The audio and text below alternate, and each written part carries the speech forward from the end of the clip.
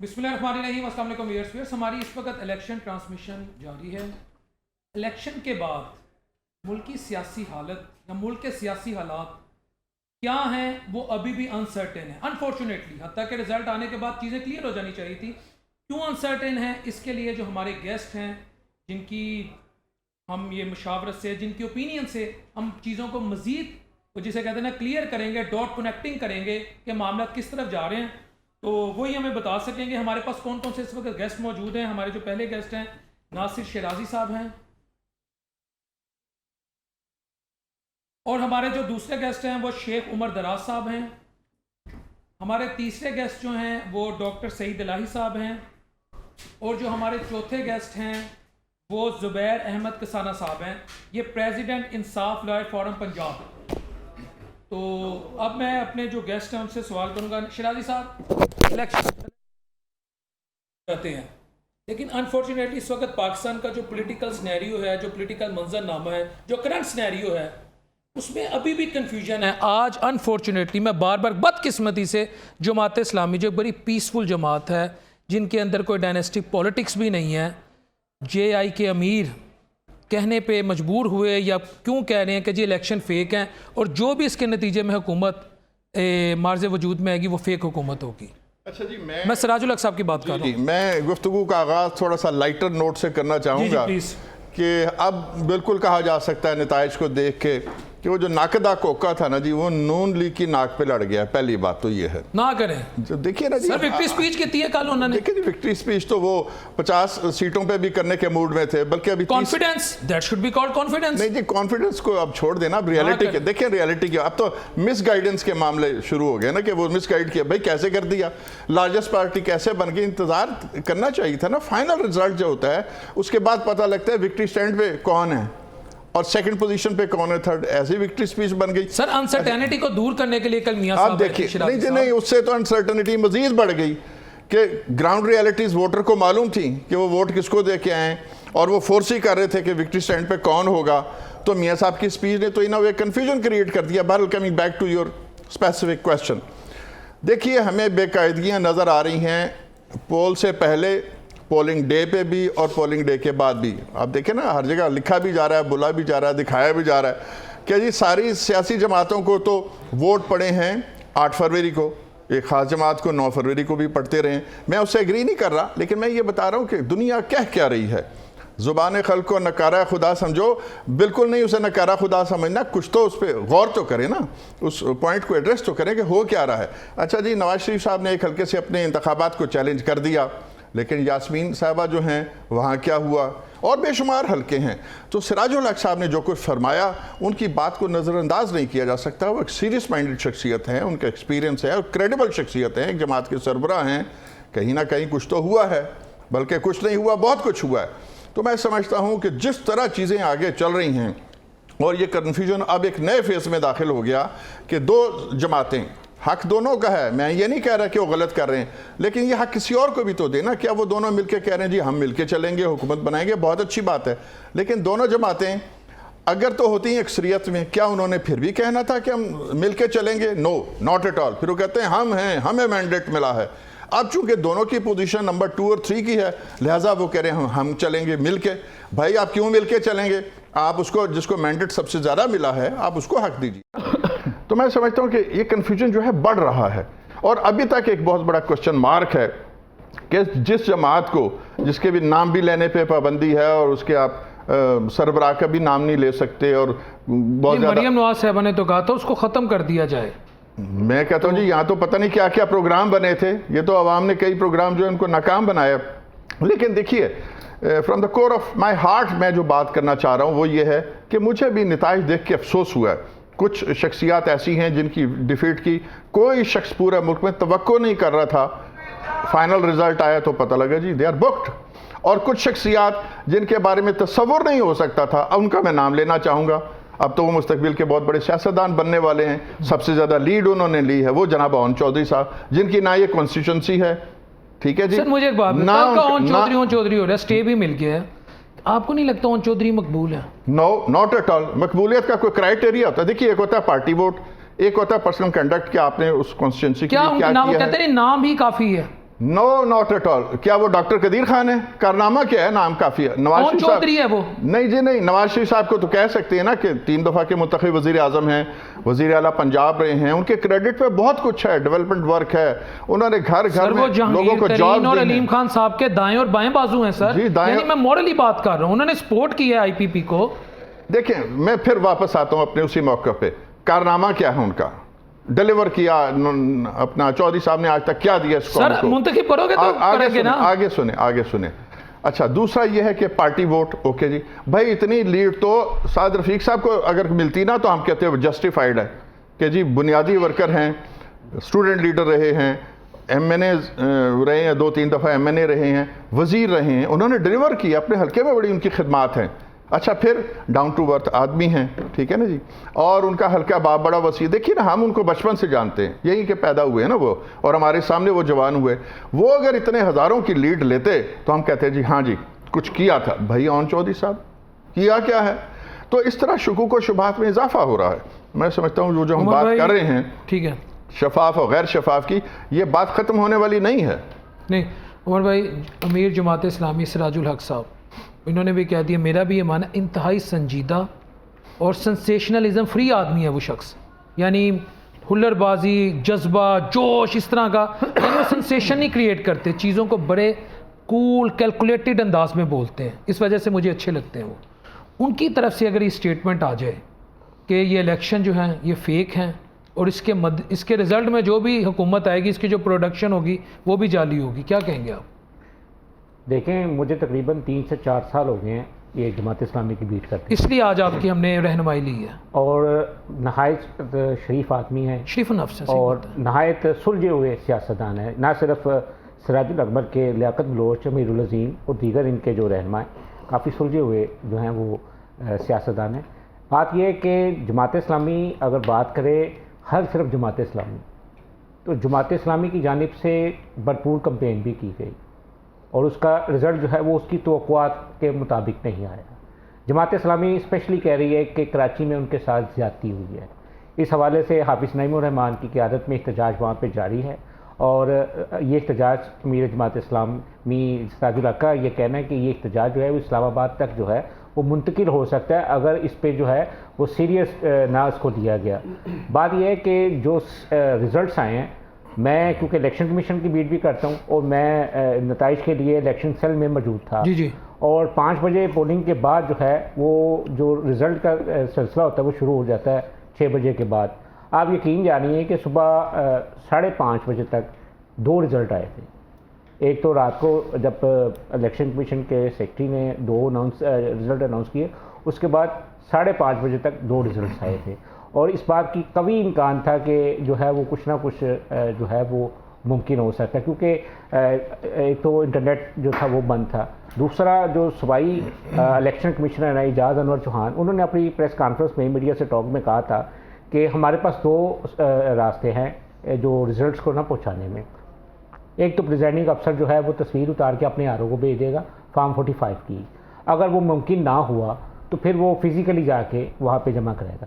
अब फिज़िकली के लिए अगर बात की जाए तो मुख्तलिफ सियासी जमातों के जो कारकुनान और एजेंट्स जो पोलिंग एजेंट्स थे उनको उनके मुताबिक उनको फॉर्म 45 मिला ही नहीं। अगर किसी को मिला तो जब फॉर्म 47 मरतब होना था उनको अंदर जाने की इजाज़त। मैं एक सवाल करूँगा, मियाँ साहब के हल्के में फॉर्म 47 में एक भी जमात इस्लामी के वर्कर ने या वो बंदा जो वहाँ से इलेक्शन कंटेस्ट कर रहा था, उन्होंने अपने आप को भी नहीं वोट डाला? देखिए, इससे ज़्यादा क्या कहा जा सकता है? नहीं, ये भी तो पॉसिबल है कि जब वो घर से निकले हो वोट डालने, जमात इस्लामी के सपोर्टर्स निकले हो, उन्हें नवाज शरीफ की सूरत में, मैं वैसे ही कह रहा हूँ क्योंकि अब जो मैं तो प्रूफ के साथ बात कर रहा हूँ ना, कायदे मिल्लत इस्लामिया नज़र आए हो, उन्होंने कहा इन्हीं हम वोट डालेंगे, ये उनसे बड़े इस्लाम के प्रचार कर सकते हैं, लीडर हैं, दाई हैं, सिराजुल हक से बड़े मियां नवाज शरीफ साहब हैं। Is it possible? Sufi Khaliq Ahmad Bhatt जो हैं वो वहाँ से इलेक्शन कंटेस्ट कर रहे थे। सूफी खलीक अहमद भट्ट के जो अंडर यानी NA 130 के अंडर जो सूबाई असम्बली की नशिस्तें आती थी, उनमें 173, 174 और 170 जो थी, ये 3 सीटें थी। अब अगर रिज़ल्ट की बात की जाए, आपने ये सही कहा कि जो 47 आया है फॉर्म में 0 जो है उनका रिज़ल्ट। अब 173 से 2800 कुछ वोट जो हैं वो मलिक मुनीर जो कि 173 से जमात इस्लामी के उम्मीदवार थे। 1871 वोट 174 से जो है वो जिब्रान भट्ट, जबकि 2300 कुछ वोट जो थे ना, ज़ायद से ज़ायद वोट, वो अहमद रज़ा भट्ट के जो है वो हिस्से में आए। अब ये तीनों सूबाई असम्बली के उम्मीदवारों को वोट तो मिला। अब अगर आप बात करें सूफी खलीक अहमद भट्ट की, तो क्या आप समझते नहीं कि सूबाई असम्बली के जो उम्मीदवार, क्योंकि जमात इस्लामी का जो कारकुन है, जो वोटर है, वो कमिटमेंट है उसने की है। सलमान अकरम राजा साहब हमारे साथ फोन पे। अस्सलाम वालेकुम सर। जी अस्सलाम वालेकुम। सलमान साहब कैसे हैं, खैरियत से हैं? जी शुक्र। सलमान साहब आप ये अभी बता सकते हैं कि आपका जो हाई कोर्ट में स्टेटस है, करंट स्टेटस है, वो क्या, जो आप गए थे अब अपने फॉर्म 45 लेके? सर नहीं, हम फॉर्म 45 लेके हाई कोर्ट नहीं गए। देखिए, हाई कोर्ट हम गए थे ये इस्तदा लेकर कि चूंकि हमें बाहर निकाल दिया गया रिटर्निंग ऑफिसर साहब के हुक्म के तहत, लिहाजा जो कोई इन्होंने कंसोलिडेशन की है फॉर्म 45 की, और जिसके नतीजे में एक रिजल्ट की जानिब जो उस वक्त बढ़ रहे थे जब हमने पिटिशन फाइल की, उस अमल को रोका जाए। तो हमारी इस्तदा ये थी कि कैंडिडेट की गैर मौजूदगी में आप जो पोलिंग स्टेशन से नतीजा आता है उसको जमा नहीं कर सकते एक हतमी नतीजा सुनाने के लिए। तो उस दौरान इन्होंने एक फॉर्म 47 जिसमें तमाम पोलिंग स्टेशन के जो नताइज हैं उनको यकजा किया होता है, वो जारी कर दिया। तो जज साहब ने उस फॉर्म 47 पे कार्रवाई को रोक दिया है, क्योंकि एक गैर आईनी, गैर कानूनी तरीके से ये अमल हुआ। तो ये हमारा मामला है इस वक्त हाई कोर्ट। अच्छा सलमान साहब, आप इस वक्त पीटीआई में भी हैं, यानी इंडिपेंडेंट तो हैं आप उनके कैंडिडेट। सर जो इस वक्त हो रहा है, जैसे राजा बशारत साहब ऐसे कहते हैं मेरे साथ ज़्यादती हुई, कैसरा अलाई साहिबा कहती हैं, इधर से नवाज शरीफ साहब का जो हल्का है वो बड़ा कंट्रोवर्शियल बना हुआ है। आपको लगता है, और भी दीगर जितने हल्के, क्योंकि टाइम शॉर्ट है मैं इसलिए डिटेल में नहीं जाना चाह रहा, आपको लगता है कि अगर आप अदालतों का दरवाज़ा खटखटाएंगे आप लोगों को इंसाफ मिलेगा, या फिर तारीख पे तारीख या मामला कंटिन्यू किया जाएगा जब तक अदालतों का मूड ना हो फैसला करने का? ना चाहिए, लेकिन हमारे यहाँ है एक रिवायत तारीख और उसके बाद मजीद तारीख की। लेकिन ये मुकदमे सब बहुत अच्छे हैं। यकीनन 8 फरवरी को एक बड़े पैमाने पे धांधली हुई है और आरोज ने जीते हुए उम्मीदवारों को हरवाया है, वहाँ अपने दफ्तर में बैठकर रद्दोबदल किया है उन्होंने नताइज में। तो ये मामला जाहिर है अदालतों में जाएगा और अदालतें जितना वक्त लेंगी वो लेंगी, लेकिन बहुत अफसोसनाक सूरत हाल हुई है। सर चूंकि आप पार्टी की रिप्रेजेंटेशन कर रहे हैं, बानी पीटीआई इस वक्त किस मूड में है? जी वो जाहिर है बहुत अच्छे मूड में है। कौम ने उन पर भरपूर एतमाद किया है और साबित कर दिया है कि पाकिस्तान का वाहिद एक कौमी सतह का लीडर जो है वो इमरान खान साहब ही हैं। सर आपका किसी सियासी जमात से इत्तेहाद हो सकता है? जी बिल्कुल ये मुमकिन है। ये सियासी मामलात हैं, अभी इन पे कबल अज़ वक्त है कुछ कहना, लेकिन तमाम ऑप्शंस जो हैं वो सामने हैं। अच्छा सर, मैं आपसे थोड़ी सी गाइडेंस लूँगा, क्योंकि मैं लॉ का तो स्टूडेंट नहीं हूँ, आप बल्कि हमारे देखने वालों की भी रहनुमाई फरमाएं। एक है फॉर्म 45, एक है फॉर्म 47 जो समरी है फॉर्म 45 की। कोई ऐसा फॉर्म है 46, ये क्या है? इस पर कोई इसको सामने रखते हुए कोई इंसाफ की तवक्को आप लोगों के लिए? देखिए फॉर्म 45 वो फॉर्म होता है जो एक पोलिंग स्टेशन का नतीजा है वो बताता है। फॉर्म 47 तमाम पोलिंग स्टेशन हैं उनके नताइज को इकट्ठा करता है। तो अगर फॉर्म 45 में कोई गड़बड़ की जाए उसके नतीजे में जाहिर है कि फॉर्म 47 जो है, जो तमाम पोलिंग स्टेशन का रिजल्ट है, वो भी गलत हो जाएगा। ठीक है। अच्छा सर, मेरा अगला सवाल आपसे ये है कि इस वक्त जमात इस्लामी के जो अमीर हैं, हमारा टॉपिक भी इस वक्त यही था, उन्होंने तो इस इलेक्शन को फेक करार दे दिया है और उनका ये मानना है कि इसके यानी रद्द अमल में जो भी हुकूमत मार्ज़ वजूद में आएगी वो हुकूमत फेक होगी। आप इस हद तक बिलीव करते हैं, आप समझते हैं कि चीज़ें बेहतर हो सकती हैं अगर अदालतों से वो इन्वेस्टिगेशन हो जाए, इंसाफ मिल जाए, इलेक्शन कमीशन भी एक्टिव हो जाए, रीपोलिंग हो जाए? कोई आपको ऐसा लगता है या आप भी समझते हैं कि फेक है अगर मामला तो ऐसे ही चले? नहीं देखिए, लोगों ने वोट तो फेक नहीं डाले, लोगों ने जो सही वोट डाले हैं उनका अगर शुमार हो जाए तो जाहिर है एक सही हुकूमत कायम हो सकती है। लेकिन अफसोस है कि बहुत बड़े पैमाने पर धांधली हुई है और कोशिश की गई है कि एक जमात के जो वोट हैं या जो अरकान हैं उनको बढ़ाया जाए PMLN को।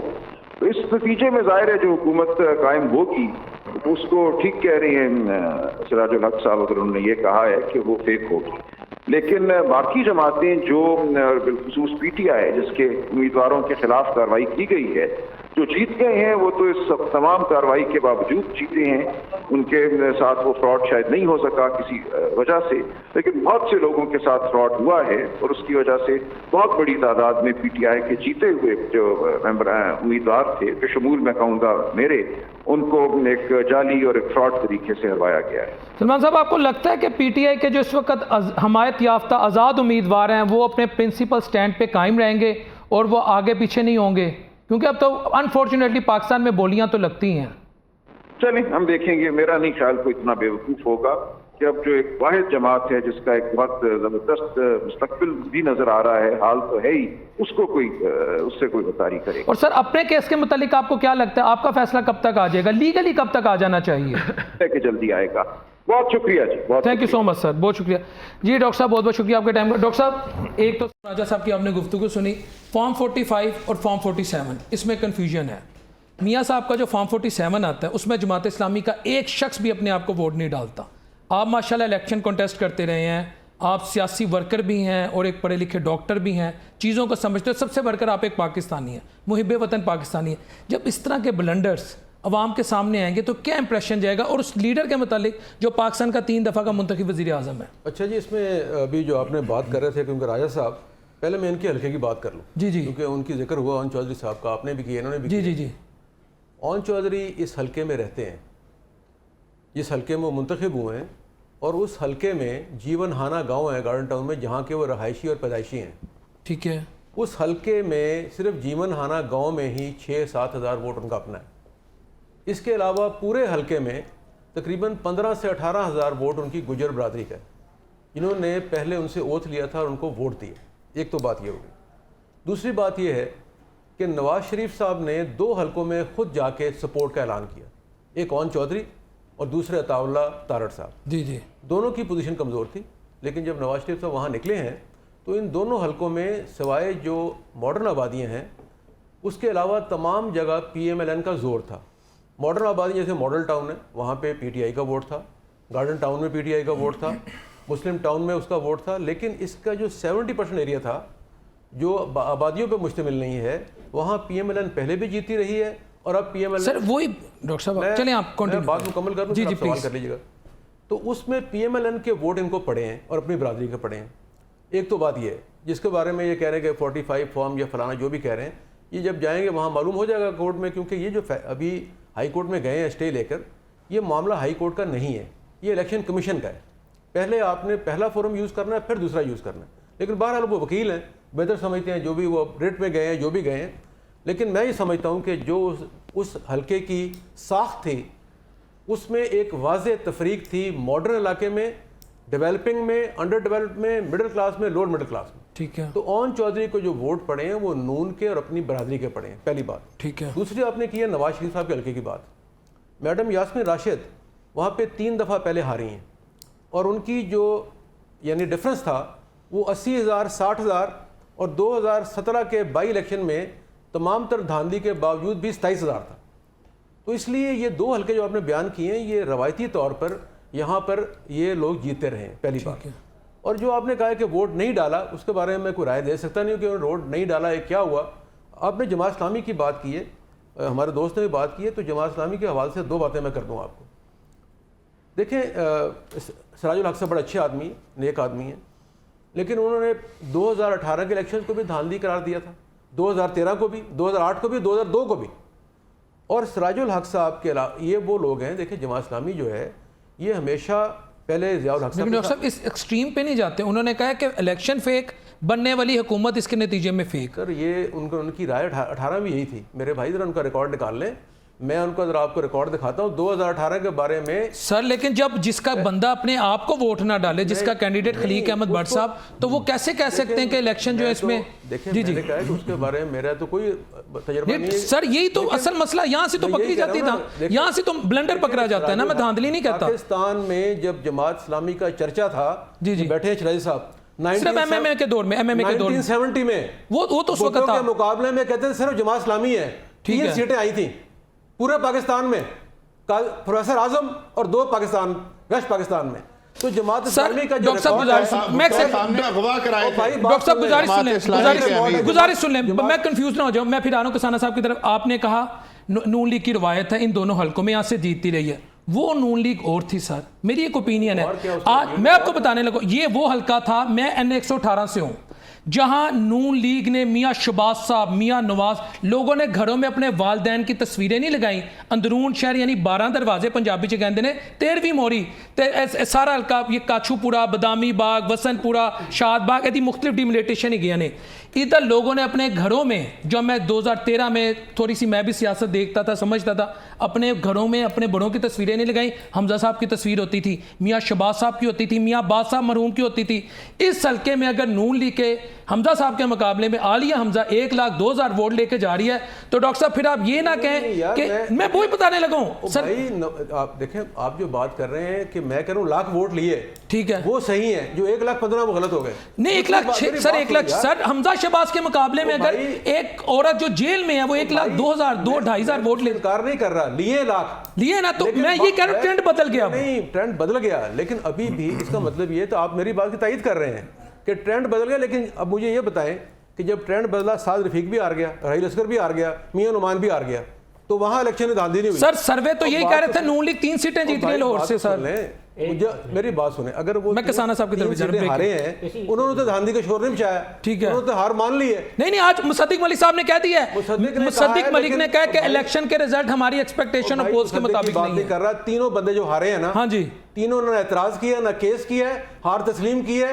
साद रफीक ने टीवी पे आकर कहा है, उनकी तो मैंने बात की है सर, आपसे की है। भाई मेरी बात सुनो, उनमें ये हिम्मत है कि वो ये कह सकते हैं। सर मुझे ब्रेक लेनी, आके मैं कंटिन्यू करता हूं व्यूअर्स, मुझे यहाँ पे एक ब्रेक लेनी है। See you after the short break.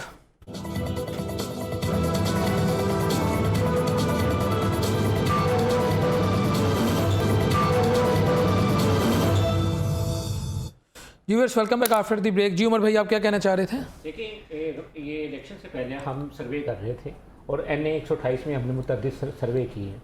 वहाँ से क्योंकि ओन चौधरी इस्तेकाम पाकिस्तान से ताल्लुक़ रखते थे और मुश्तरका उम्मीदवार थे मुस्लिम लीग नून और इस्तेकाम पाकिस्तान के, तो जो वोटर्स मुस्लिम लीग नून के थे उनसे जब हमने पूछा कि क्या आप ओन चौधरी को वोट देंगे, उनका ये कहना था कि पहली बात यह है कि PP 169 से हमारा शेर के निशान से उम्मीदवार है, उसको तो वोट हम देंगे, लेकिन ओन चौधरी को वोट हम अपनी मर्जी से दें, हम देना चाहे ना देना, ठीक है, हमारा जो शेर के निशान पे वोट डालना वो ज्यादा है। किसाना साहब सब बदल गए थे, उन्होंने वोट डाला। क्या कहेंगे आप जो इस वक्त सियासी मंजरनामा है, जो इस वक्त सूरत हाल है, PTI कहाँ खड़ी है?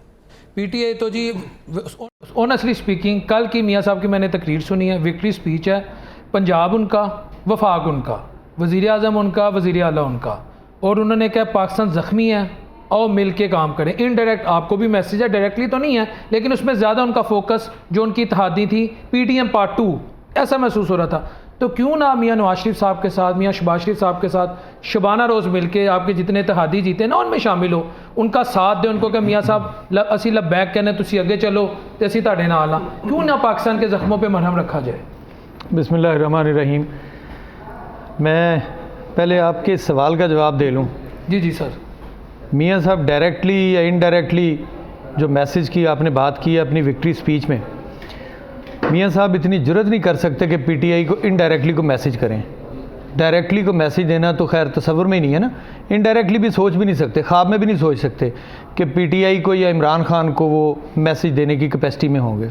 दूसरी गुजारिश, विक्ट्री स्पीच, भाई विक्ट्री स्पीच के वज़ीर आज़म एक तरह से बांध चुके, अखबारों ने तो लिख दिया था वज़ीर आज़म नवाज शरीफ। ओ भाईजान सुन तो लें, वो अखबारों को तो मतलब वो जितना मुल्क का पैसा लूटा हुआ है वो जिसको मर्जी जो मर्जी दे के लिखवा लें, वो तो उनके बाएं हाथ का खेल है, वो तो कोई मसला नहीं है। वो तो चाहे अखबार छोड़े सारे मुल्क के इदारे ख़रीद लें, उन पर कोई रोक टोक नहीं है, कोई ऐसी कदगन नहीं उन पर लगाई जा सकती। मेरी गुजारिश ये है कि भाई कौन सी विक्ट्री स्पीच होती है जो 50 सीटों के ऊपर हो? कौन सी विक्ट्री स्पीच होती है जिसमें आप सब बाशऊर लोग बैठे हैं और ज़्यादा मुझसे पढ़े लिखे और पढ़ने लिखने वाले लोग हैं? कौन सी विक्ट्री स्पीच होती है जिसमें बंदा कहे कि जनाब मुल्क बार बार इंतखाबात का मुतहम्मिल नहीं हो सकता? मियाँ साहब को अभी तो नहीं, अब हो सकता है, बिल्कुल नहीं हो सकता। आप कैसे कह सकते हो सकता है? ओ भाईजान मैं आपसे ये अर्ज़ कर रहा हूँ, मियाँ साहब के दिलो दिमाग में ये बात आई क्यों कि दोबारा इंतखाबात का मुतहम्मिल मुल्क हो सकता है या नहीं हो सकता? पता ना कि उन्हें पता, मेरी अब सुन लीजिएगा, उन्हें पता था ना कि मैं जो विक्ट्री स्पीच इतनी रेडीमेड विक्ट्री स्पीच मैं कर रहा हूँ, वो मैं किस बुनियाद पे कर रहा हूँ? मैं जिस स्टैंड के ऊपर खड़ा हूँ मेरे तो पाँव ही नहीं है। भाईजान, आपने 2 हलकों से इलेक्शन लड़ा, मानसरा आप हार गए, 130 में से आपने जो अपने करतूत दिखाए हैं, आप उसमें से एक क्वेश्चन करें ना जी, सारे बंदे छोड़े इलेक्शन को क्या हुआ, आप पूछे ना जी वो आरओ को क्या हुआ, उसको तब्दील कर दिया है जी, उस आरओ को तब्दील करने की क्या जरूरत पड़ी?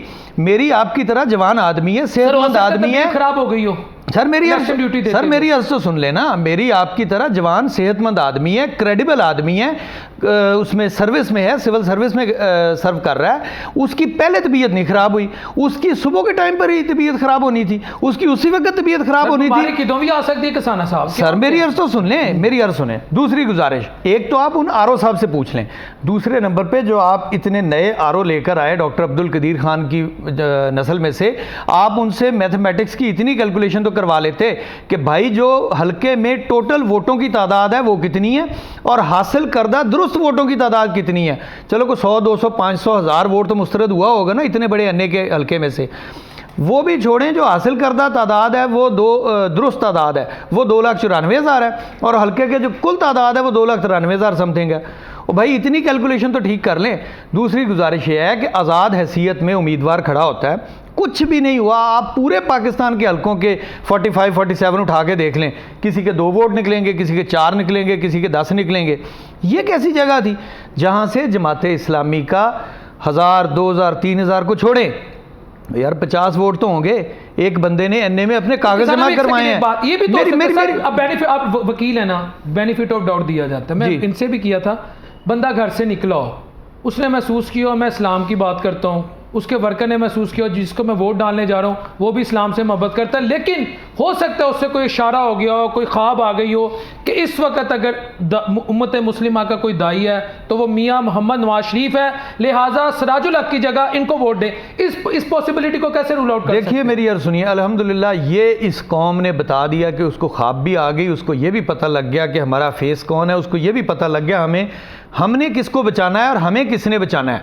उसने कौम ने इस दफ़ा जिस तरीके से जवाब दिया है ना, आप 5 बजे तक की पोलिंग का फेज़ रखें एक साइड पे और आधे घंटे बाद जिस वक्त आरओज़ ने काउंटिंग स्टार्ट कर या प्रिजाइडिंग ऑफिसर्स ने काउंटिंग स्टार्ट करनी शुरू की है उस वक्त के बाद का फेज़ रखें एक साइड पे। कौम ने अपना मैसेज बड़ा लाउड एंड क्लियर दे दिया है, आप सुने या ना सुने, आप कान बंद करें, आंखें बंद करें या सारा कुछ ही अपना बंद कर लें, कौम ने खुल के आपको बता दिया कि अब इनफ इज़ इनफ, अब मज़ीद नहीं। उस दिन आप याद रखिए रजीम चेंज की रात को खान ने कहा था कि कोई रह तो नहीं गया, इस दफ़ा कौम ने जवाब दिया है कि कोई रह तो नहीं गया।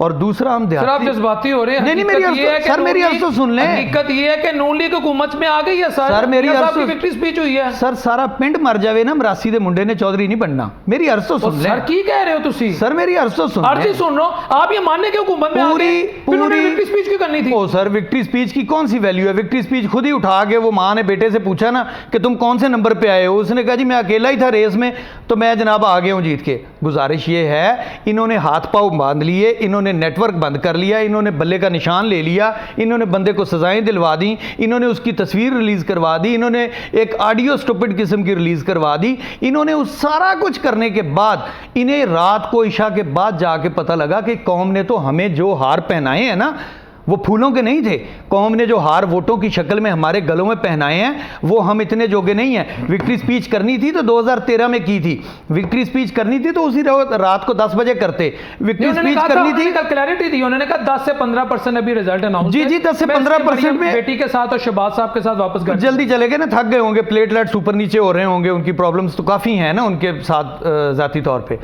गुजारिश ये है कि हम देहाती लोग हैं, देहातों में कहते हैं कि एक देग दे विचों एक चौल कट के ना पता लग जाता है कि सारी देख के हो जी है।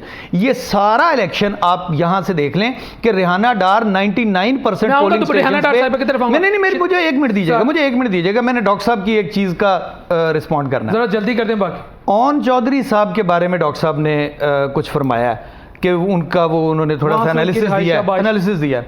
मेरा भी बाय चांस गुजर बरादरी से ताल्लुक है, ठीक है, जीवन आने गाँव से मेरी अपनी भी बड़ी अच्छी शनासाई है और ओन चौधरी साहब की गुजर बरादरी में या जीवन आना गांव में मैंने खुद कदमों के साथ फेरा हुआ है। अगर होन चौधरी साहब अपना इलेक्शन सारा छोड़ें, सिर्फ ये कहें कि और जो वहाँ पर का 10,000 गुज्जर वोट है ना, वो 10,000 गुज्जर वोट मुझे लेके दिखा दें, सलमान अकरम राजा साहब के साथ मुकाबला तो बड़ी दूर की बात है।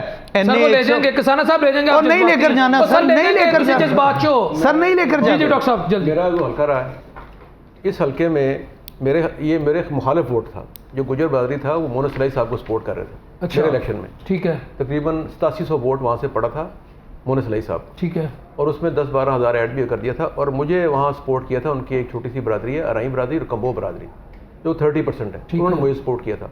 लेकिन उसके बाद वहाँ पे जो मैकेनिज़्म वो ये है कि इनको मालूम होगा 2 बड़े बंदे हैं, चौधरी सफदर साहब हैं और एक और हैं जो इनके ताया हैं ओन साहब के। ये 2 बड़े बंदे जहाँ फैसला करते हैं, मेजॉरिटी बरादरी वही वोट देती है, चाहे वो नून लीग हो, चाहे वो पी लीग हो, काफ लीग हो, जो भी हो। तो ये जो भाई मेरे भाई बात करें, इन्होंने ये कहा है, लेकिन मैं प्रैक्टिकली उससे गुजरा हूँ। लेकिन डॉक्टर साहब 1,70,000+ वोट, इज इट पॉसिबल? नहीं भाई, 1,70,000 जो जीते उनको नहीं मिले। खुशा साहब कितने वोट? लेकिन ओन चौधरी साहब, यार ओन चौधरी में देखिए ना, अब मसला पता क्या है हमारी। देखिए खोसा साहब का मैं सपोर्टर नहीं हूँ, उनकी पॉलिटिकल सर्विसेज क्या है, इनका सवाल भी था ना। सियासत जो है ना वो आपकी ख्वाहिश के मुताबिक नहीं होती। ऐसे ऐसे लोग जीत जाते हैं जिनको, जो आपकी नज़र में बड़े बुरे होते हैं, गंदे होते हैं, जिनको पढ़ा लिखा बंदा हाथ मिला पसंद नहीं करता।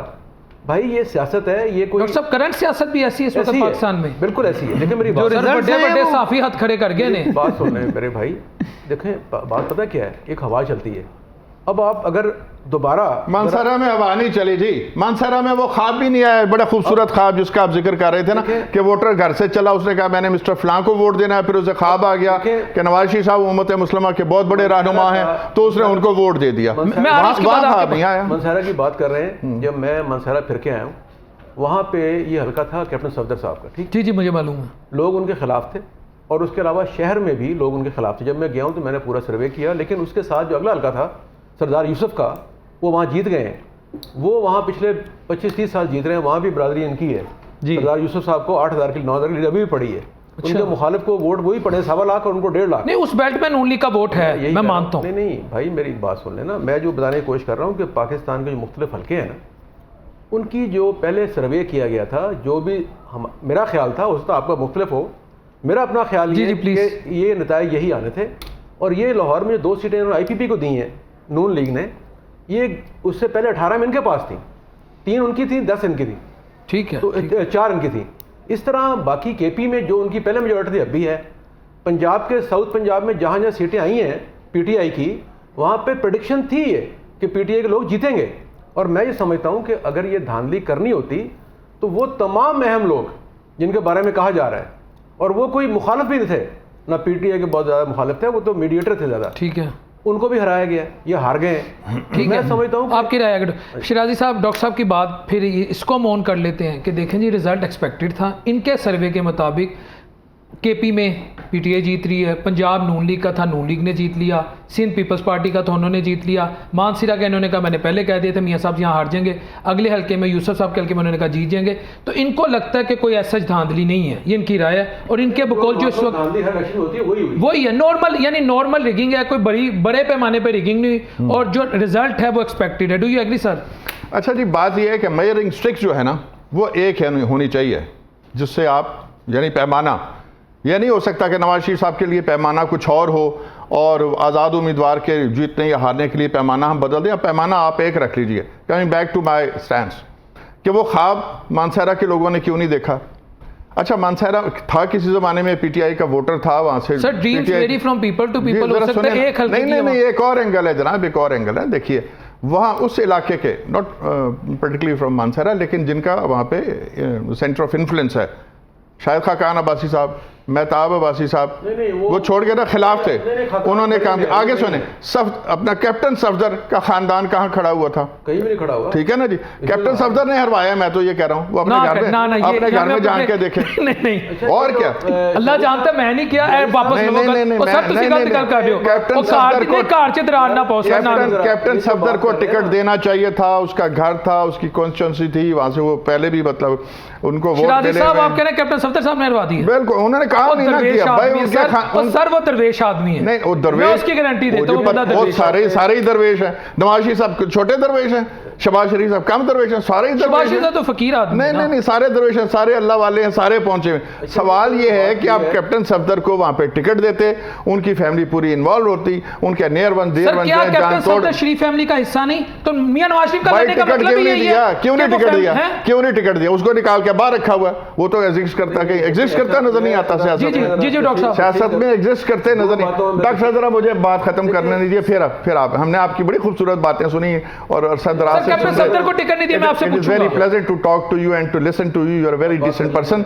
अच्छा जी, गुजारिश ये है, फिर हम वहीं आते हैं कि नवाज शरीफ जैसा एक मतलब पार्टी का सरबराह, एक लीडर, 3 मरतबा का मुंतखब वज़ीर, वो मानसारा से हार रहा है। ठीक है जनाब।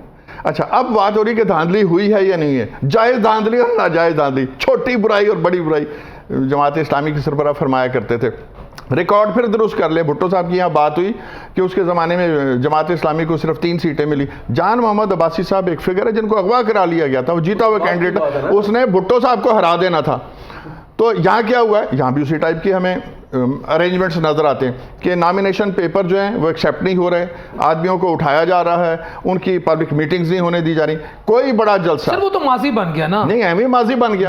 अब नो नो नो नो, ये सर मियां साहब ने क्या कहा, माजी छोड़ के अब आगे चलो। क्यों आगे चलें जी, हिसाब क्यों ना लें? सर फिर पाकिस्तान मियां साहब अकाउंटेबिलिटी पे बिलीव ही नहीं करते। वो कहते हैं जो हो गया उसको स्लेट सर पर क्या साफ करो। पाकिस्तान मुतहम्मिल हो सकता है? अब बिल्कुल माजी हो की सकता बातें है। देखें, जी अकाउंटेबिलिटी हो की तरफ सकता है, हो सकता है। मईशत पाकिस्तान जख्मी हुआ पर सुने कहते हैं ये मईशत आज जख्मी हुई है, ये मईशत उस दिन जख्मी नहीं थी जिस दिन पीडीएम की गवर्नमेंट थी और शहबाज शरीफ साहब वजीर आजम पाकिस्तान थे। उस वक्त इनकार करते इंतखाबात नहीं हो सकते, उसी सेटअप को कंटिन्यू किया जाए। उस दिन मईशत को क्या था? मईशत का तो बड़ा कर पीडीएम की गवर्नमेंट ने किया। सर वो पाकिस्तान को बचाया था डिफॉल्टर होने से। मैं अभी आपको बता देता हूं पाकिस्तान किसने बचाया। एक इदारा है जो एक चीज़ प्रोड्यूस करता है जिसका ताल्लुक वेपनरी से है, उस इदारे ने अपना बनाया हुआ सामान जो हम पूरे मिडिल ईस्ट को बेचते हैं, दुनिया को बेचते हैं, उसकी प्रोडक्ट बिकी है और उससे वो बचा है। और बीबीसी ने ये रिपोर्ट शाया की है, नेट पे मौजूद है, हर जगह मौजूद है, उस प्रोडक्ट का नाम भी लिखा, उससे आप बचें डिफॉल्ट से। उसके इदारे, हमारे इदारे की मेहरबानी, उसने बचाया है। डॉक्टर साहब का नैरेटिव। इनका बिल्कुल एक बात से एग्री कर लूँ कि जो इन्होंने बात की है, दिफाई इदारों ने सामान फरोख्त किया यूक्रेन को, जिसके नतीजे में $980 मिलियन मिला, जिससे हमारा हाथ ठीक हो गया। ये सब तक बात ठीक है। अब आगे इन्होंने जो बात की है, शराजी साहब कुछ मिक्सअप कर गए। शायद खाका और राशि मरी में, एबटाबाद में नहीं है, और वो पंजाब के और आपका वजीर आजम है सर, साबिक वजीर आजम भी एबटाबाद में, ताल्लुक उनका एबटाबाद से कोई नहीं है। सूबे में एक तो शायद खाकान का उससे कोई ताल्लुक नहीं है। दूसरी बात इन्होंने कही कि मनसेरा से वो हार गए, बिलावल साहब लाहौर से हार गए, सनाउल्लाह फैसलाबाद से हार गया, लाहौर से ये हार गए, 3 बड़े लीडर। तो ये हारना जीतना सियासत का हिस्सा है, पहली बात। दूसरी बात यह है कि इसमें हमें हर चीज़ को पर्सनली लेना चाहिए। हार जीत, कोई हारता है कोई जीतता है। बड़े बड़े लोग हार गए, बड़े बड़े लोग जीत गए, छोटे छोटे लोग जीत गए। जैसे आपने कहा, आपने किसी बंदे को हकीर जाना, वो जीत गया। ऐसे ही है। शेखुपुरा में जावेद लतीफ़ हार गया। हाँ जी। जो अपने आप को समझते हैं जिन है, हार गए। और उनको हराया वैसे अंडर 16 ने, समझे। मैं कह रहा हूँ वो लड़के यंग लड़के हैं। हाँ जी, मैं ये कह रहा हूँ कि ये जो सियासत है ना, इसकी कोई मैथमेटिक्स नहीं होती कि 2 + 2 4 होना है। अब हमारे बड़े मौकर दोस्त जो हैं, ये क्योंकि सीजन लोग हैं, ये समझते हैं कि जिस तरह सहाफ़त या लॉ है या मैथमेटिक्स है, इस तरह सियासत है। अमली तौर पर ये मुख्तलिफ होती है, क्योंकि मैं उसमें 20 साल गुजरा हूँ। तो मैं ये समझता हूँ कि सियासत के असरार और रमूज सहाफ़त से, कारोबार से और तालीम से। डॉक्टर साहब गुजारिश कर लूँ, बीइंग अ सहाफ़ी या being a student of political science, मैं भी डॉक्टरेट का तालिब इल्म हूँ, वेस्टर्न डेमोक्रेसी भी थोड़ी सी पढ़ी है, कॉन्स्टिट्यूशन भी पढ़े हैं। मेरा ये बिलीव है, आपकी 5 साल की जो परफॉर्मेंस होती है ना, आपका जो ट्रैक रिकॉर्ड होता है, आपकी जो पॉलिटिकल अप्रोच होती है, आपका जो माजी और आपका मुस्तकबिल जो आप देते हैं अपनी इलेक्शन कैंपेन में, सर वो डिसाइड कर देता है कि आप इलेक्शन जीतने के लिए। पाकिस्तान में ना, जी बिल्कुल, बड़ी खूबसूरत बात आपने मेरा इख्तलाफ है आपसे। नहीं, आप कर सकते हैं। पाकिस्तान में सियासत शख्सियत परस्ती है, ना वहाँ डेवलपमेंट है, ना वहाँ नजरिया है, ना कुछ चीज़ है। सर अगर शख्सियत परस्ती होती डॉक्टर साहब तो इलेक्शन 2 साल लेट होते। बात सुन ले भाई, अब अभी भी जो वोट पड़ा है वो शख्सियत परस्ती पे पड़ा है, किसी को नजरियात पे नहीं पड़ा। मंशूर तो सबके किसी ने पढ़ा ही नहीं है। अब मुझे बताएं, सबसे पहले मंशूर आया था IPP का, जिसपे 300 यूनिट बिजली, वो सारी नेट से जाती थी कनाल। ठीक है, आप बात कर रहे हैं प्रैक्टिकल बात ये नहीं है। अच्छा, अगली बात मैं एक और कह दूं, मेरे भाई ने बात की जमात इस्लामी की। देखिए, जिनके नाम ले रहे हैं बड़े मोतबर शख्सियात थी कि वो जान अब्बास थे फलां, लेकिन जमात इस्लामी का ट्रैक रिकॉर्ड 2-3 से नहीं बढ़ा कभी भी। वोट होता था 8,000 1,500 पे आ गया, क्योंकि अंदर इंडक्शन नहीं हो रही, यूथ उसमें जा नहीं रही। तो जो 50-55 साल से ऊपर के लोग हैं वो उनके वोटर हैं। दूसरी बात यह है कि जैसे मैंने पहले कहा कि ये बातें अब दोहराना अच्छा लगता कि पहले जमात इस्लामी मुशर्रफ साहब के साथ ही रही, उससे पहले ज़िया के साथ ही रही। बहरहाल ये सारी एक कहानी है, सब पार्टियां बारी बारी ये काम। डॉक्टर साहब अपनी ओपिनियन तो दे सकते हैं ना। वो मैं कह रहा हूं कि जो वो कह रहे हैं वो 18 भी काम है। वेस्ट को पसंद नहीं है जी, दाढ़ी वाला आदमी वेस्ट को नहीं पसंद, पर ये हुआ कसाना तो साहब वेस्ट ये सारे गोरे जो वोट दे रहे क्या हैं। कह रहे हैं कसाना साहब? कसाना साहब कुछ कहना चाह मेरी रहे यार सुनिए सर, कौम ने बाहर निकल के आपको बता दिया है, कौम ने मैनिफेस्टो भी पढ़ा था, कौम ने नजरिया भी देखा था, कौम ने शख्सियत परस्ती नहीं की। कौम ने शख्सियत परस्ती करनी होती ना तो इन्हीं जिनके पास 35-35 साल का ट्रैक रिकॉर्ड था ना, फिर 2 साल इलेक्शन लेट भी ना होते। सही बात है। मैं आपसे अर्ज करता हूँ, कौम ने उनको पीछे लग जाना था। कौम ने नजरिया लिया है, कौम ने मैनिफेस्टो लिया है कि जिस बंदे ने अक़वाम मुत्तहिदा में खड़े होकर बात करने का हौसला किया है, कौम ने उसका मैनिफेस्टो पकड़ा है। कौम ने उसका मैनिफेस्टो पकड़ा है जिसने अमेरिका को एब्सोल्युटली नॉट कहा। कौम ने उसका मैनिफेस्टो पकड़ा है जिसको आपने लेकिन मैं इसमें देखें आपने एब्सोल्युटली नॉट कहा। एक सेकंड सर, रुक जाएं। हमजा साहब ने कहा, मैं ब्रेक से आने के बाद आपके ओपिनियन लूंगा सबकी। हमजा साहब ने कहा सफारती ताल्लुकात का बेड़ा गर्क कर दिया एब्सोल्युटली। सर हमजा साहब के एवन फील्ड्स के अपार्टमेंट्स डिस्प्यूट हो जाने थे। वो तो उनके है नहीं है, वो उनके नहीं है। नहीं सर यही तो मसला है उनके है ही नहीं। सर शहबाज साहब ने एक इंटरव्यू में भाईजान इनका तो दादा एक नहीं है, भाईजान इनका तो दादा एक नहीं है। सुन तो ले, एक भाई कहता है मेरा बाप जो है वो सनतकार था, दूसरा भाई कहता है मेरा बाप जो है वो ज़रई था। नहीं ये स्लिप ऑफ टंग नहीं है भाई। सर मियां शहबाज सर जी, जो बंदा अपने बाप के बारे में बताते हुए अगर स्लिप ऑफ टंग कर जाएगा, आप मुल्क उसके हवाले करना चाह रहे हैं, फिर आपकी अकल को दाद देनी पड़ेगी। सर वो तो मुझे आपको ब्रेक लेनी है। लेकिन मियां शहबाज साहब के बारे में कहते हैं, अक्सर वो कहते हैं ना कि मैं गरीब किसान का बेटा हूं। देखें वो पाकिस्तान की इतनी फिक्र करते हैं, शबाना रोज खिदमतें उन्होंने की हैं। मैं उन्हें ये बेनिफिट डाउट दे सकता हूं कि मरियम के दादा खरबपति, क्योंकि उन्होंने कहा था खरबपति दादा के पोते, और मियां शहबाज साहब के जो वालिद साहब हैं जो मरियम के दादा भी लगते हैं, वो हो सकता है गरीब हो, लेकिन बेनिफिट ऑफ डाउट क्योंकि शहबाज साहब को पाकिस्तान की फिक्र है। मुझे आप एक ब्रेक लेनी सी आफ्टर द शॉर्ट ब्रेक तस्दीक करवा लूंगा।